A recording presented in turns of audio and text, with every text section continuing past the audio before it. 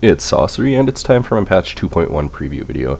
I know it's a little bit overdue, but here it is, and it will include everything that's been announced at the previous conventions for patch 2.1. So for starters, there's been a new dungeon announced, Pharaoh Sirius. There's been some concept art for this. Nothing else has been mentioned other than the concept art for the dungeon so far. And while we're on the topic of dungeons, it was also announced that 2 of the current dungeons will be getting a hard mode version of them. No announcements of which 2 as of yet. And one of people's favorite NPCs will be making a return. Hildebrand from version 1.0 is being added. He's going to have his own set of quests and fates. If you don't know who Hildebrand was, he was a comic relief NPC from version 1.0, and let's just say he has his own unique sense of humor. And another version 1.0 return is going to be Good King Moggle the 12th, a fight from Final Fantasy XIV version 1.0 where you battle the King Mog. Defeating him will reward Moggle items that make Moggle sounds. These items definitely won't be as good as the relic items, but it'll be something you'll want to get if you're a role player or a collector. And the barbershop will be introduced with patch 2.1.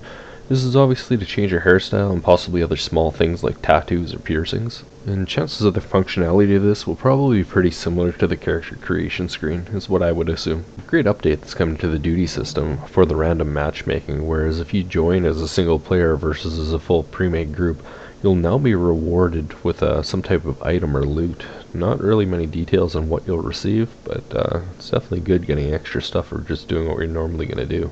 Treasure hunting was announced. There wasn't really anything said about it other than that there will be an easy and a hard mode, but one can assume you could just go and find treasure. Beastman dailies will be added to the game. Oh cool, more quests. Newer difficulties for the current primals are going to be added in extreme mode for Ifrit, Garuda, and Titan. And now we'll talk about the 3 big things with the patch, and probably the most exciting things as well. We're going to start with free company housing. You and your free company will be able to purchase varying sizes of houses for your free company that will have a lot of different customization. Went a little bit deeper into this in another video, and a link to that video will be on the screen in an annotation.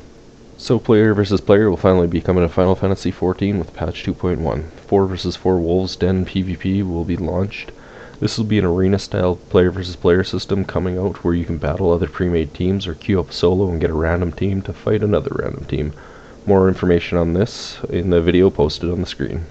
And finally, probably the biggest thing of patch 2.1 is going to be the Crystal Tower raid. This is the first 24-player raid that's going to be released for the game. It's actually a remake of the classic nostalgic dungeon from Final Fantasy III. Also went a bit deeper explaining more about this in this video here. Click the annotation on the screen. So that's all the patch information that has been announced so far, but there has been some other information that's been announced that is quite important and useful as well.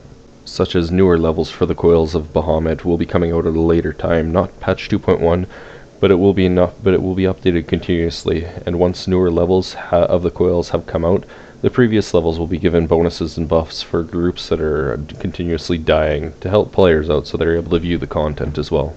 And Square Enix is continually working on server expansions, and server transfers will be available sometime in October.